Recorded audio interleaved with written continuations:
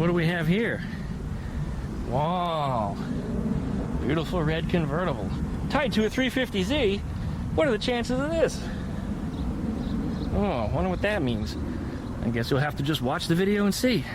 We got a surprise back here. Oh, yeah. Got me a prize. A pre-vertible. The only kind of car that a Duckman actually fits in properly, because I can always take the top off, right?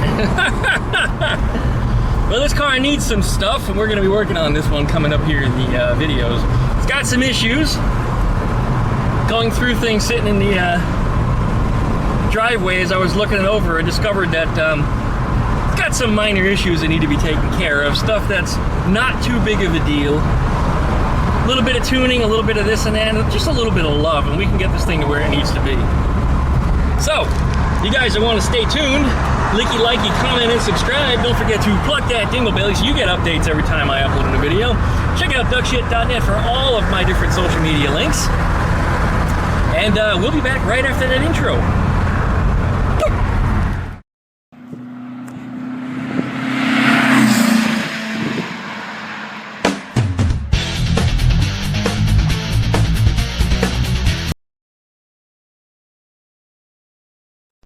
Alright, well, the goal is to get this Beetle up into the side yard there, between the bus and the square back. So it needs to go up in there. Now, I can't get behind the wheel of this car and drive it. A couple reasons. One is because the seat has been welded in. That's right, you guys. The seat has been welded into the position it's in, and there's just no way that a Duckman can fit in there. So even if I could drive it, I'm not going to fit. Second thing is, look at that pedal cluster down there. It's all messed up. In addition to that, it has no throttle cable. That's a noisy-ass Volkswagen. I thought they got quieter as they got newer. What the hell was that mess? Piece of shit. So anyway, you gotta back it up. That means I gotta use it on a tow bar. And people tell me all the time, even on the message boards, and I see it, never back up with a tow bar. Well, let me teach you a little lesson here about backing up with a tow bar. First thing you wanna do is you wanna make sure the steering wheel is approximately straight, and it is. Take your key out. What that's going to do, if it wants to let go, there it is, it's going to lock your steering column. And that means these wheels should stay kind of straight. In fact, I'm going to click the wheel once to one side. And that gives it a little bit of a turn this way because we're going to turn the car that way. Now, it's safe to back it up. And the front wheels are going to scrub. Yes, that's going to happen, but what's going to happen is the whole rack's not going to slap to one side as it would have if I didn't lock the steering column. So now we can back up.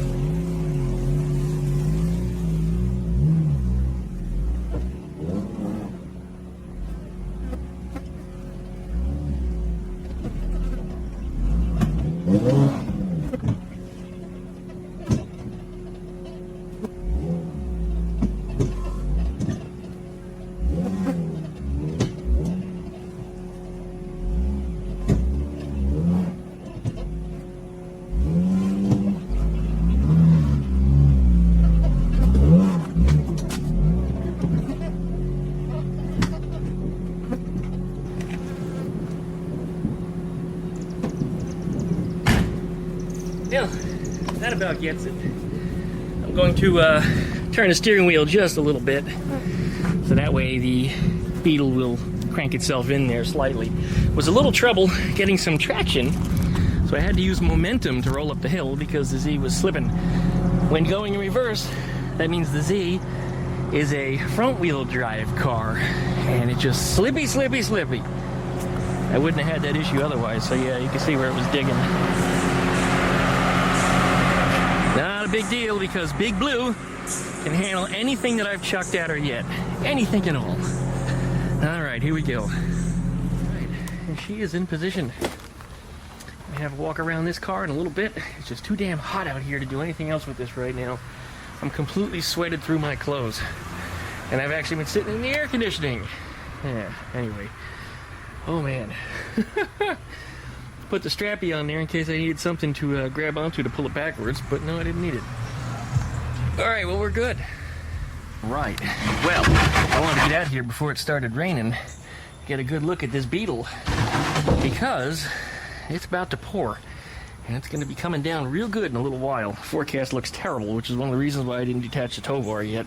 So I wanted to come around and talk about this car. This car is a, I think it's a 71. Now what we'll do is we'll verify that.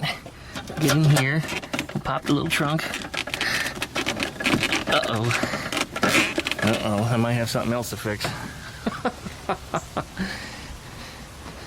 Uh-oh, uh-oh. Oh, nope, there it goes. It did release after all. Okay. The fire extinguisher is good. Make sure that trunk release does work, because if you can't get to the fire extinguisher in here, that's bad news. Oh, man. Well, it looks like this car was a repaint. The VIN number that's on there is illegible because somebody painted over all that, so I'd have to strip the paint off of that to really get a good look at it, and that's not part of the concept of this video. So that's not what we're going to get into. So I decided to look under the back seat, since we already had that up anyway. The battery's disconnected back there. And the VIN number starts out with a 150, which totally blows my mind. Because if this is a 1971, it would start with, I believe, a 111. And then it would have a 2 after that, because it's the second stretch of numbers. 61 is already there, so 71 would be that extra one. Anyway. Don't need to get into all that. You can also use my Beetle birthday calculator, which is up on my website, duckshit.net. Click on Beetle birthday, punch in your VIN number, and it'll give you the approximate date. But starting with a 150, I believe that's a Super Beetle. So I don't know what's going on here with this chassis. Now, it does not have McPherson struts, and what's going to happen is somebody's going to comment, well, it's got to have McPherson struts if it's got that VIN number. No, it doesn't, because somebody could have rebuilt this car, and I think that's exactly what happened here. I mean, clearly there's no McPherson struts up underneath here. The gas tank is there. The spare tire sits vertically, not horizontally. So there's a good possibility somebody may have cut up a chassis and rebuilt it using a Super Beetle VIN number. So I don't know what the hell's gone on with this car. I'm going to open up the driver's side door, and we'll look in the door jamb over there too. But seeing as how this has been repainted, I can almost guarantee you that the VIN number is no longer there. Yeah, see, so even if it had a sticker at any point, it's gone. So, oh, you know what? We're lucky enough to have one on the dashboard. Once again, 150. Maybe convertibles had their own VIN number structure? I don't know. Let's punch that number in. There it is. How many digits do we have? We have, well, it looks like the right number of digits for a 1970, if it is a 70. But starting with a 15, I think that's Super Beetle. Let's find out what we got. Alright. If you guys haven't used this already, just simply go to my website, punch in your VIN number right here. But I've already punched the VIN number in there, so we'll submit it. And the result is, it's a 76 Super Beetle. Convertible. So, it's not that. I mean, it's half right, it is convertible. Now, I don't know if my VIN calculator is wrong. I'm going to have to check the VINs online and see what it's got to say. I mean, that's a real head scratcher. I don't have a whole lot of experience with convertible anything, especially not numbering structures, because I never mess with any of that stuff. Other than what you see with my Beetle birthday calculator, which, by the way, what did it say the birthday was? August 22nd of 75, so it was one of the first ones for the 76 model release year. Super Beetle. Again, this is not a Super Beetle, so head scratcher, guys. Anyway, the car otherwise doesn't appear to have any crash damage on the front. Nothing looks like it's wrinkled or banged up. The bottom of the spare tire well is a little banged up like they usually are. That's from objects getting up underneath the car. I'm going to put the spare tire back in there in a second because it's starting to get a little darker out here. But this car otherwise has a really, really nice interior. Here it is. Looks like the seats could use a little stain cleanup, but otherwise it's got some really, really good carpets in here. There's no rust around the door jambs. The A-pillars are nice and strong. And being this is convertible, I mean, these things usually rot really quickly on the inside because they're essentially a bathtub, and when they get water in them, you know what happens to these Volkswagen floor pans. Now, the story I got on this is it has floor pans replaced at some point in the past, and I believe that. Pretty much all of them do anymore if you get something that's a survivor with no holes in the floor. That's exceptionally rare. Looks like we got a little problem with the glove box here. The screws in it look like they're coming out, so I guess I'll fix that. There's a straw in there. There's some paperwork. Yeah, we don't need to get into all that. That could be some private information in there, so we're not going to go into all that. But I guess I'll fix the glove box there, because that's not right.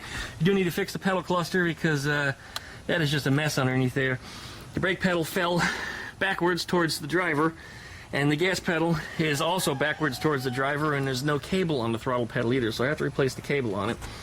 Let's get around back to the engine. People want to see this engine, I'm sure. And it's your typical Volkswagen 1600 dual port engine.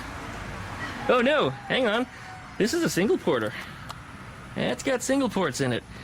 All right, I didn't look at it as closely as I thought I had. But it has the right distributor on it. Very good. It's got the correct pick carburetor on there. It's generated, which, again, 76 didn't have a generator. So, if it is indeed a Super Beetle 76, then, yeah, this really... I'm still scratching my head about this. I have no idea why these VIN numbers don't match up. But anyway, this engine is a runner. It does run, but it requires a little bit of flogging to get it running right. I did notice that the electrical isn't connected to anything. You see the plunger there has a wire that goes over to the choke, but neither one of those wires connects back to the positive on the coil. So the plunger has probably been cut. I can almost guarantee you that. But the choke is permanently on because it has no ability for it to heat to open up.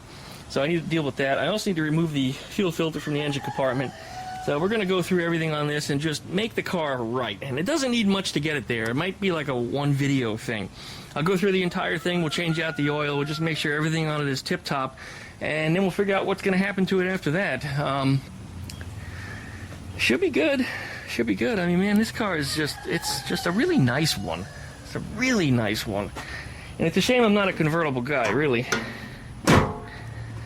Just not a convertible guy. I don't like to deal with the maintenance of the tops and all the moving components that are in there, and a body that's less rigid, because convertibles are less rigid. They tend to flex in the middle due to having no roof to keep them rigid.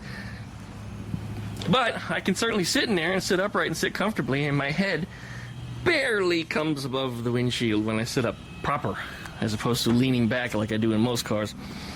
Alright, well, I might just clean that tag off just to see what it says, because it just might be a numbers matching car. But if it is a numbers matching car and that number is still, you know, starting with a 150, not a standard traditional Beetle, then either I need to update my my website so that way it reflects the correct information, or this thing is a bastard child. Alright, well, I guess that's going to be it for now. So licky, likey, comment, and subscribe. Don't forget to pluck that dingle bell so you get updates every time I upload a new video. Check out DuckShit.net for all my different social media links. You can also find my wish list up there, and if you'd like to throw me $1 or something towards my shop, I appreciate that. You'll find all the links up on my website. Once again, DuckShit.net. Alright, well, I guess we're out of here, and you're probably going to get another video this week of the squareback that's coming up, because I have to do a little more work on that and get that thing finalized for the owner so that way she can pick it up this week. And by the time you're watching this video, chances are it's probably already gone. Thanks for watching, guys. We'll see you next time.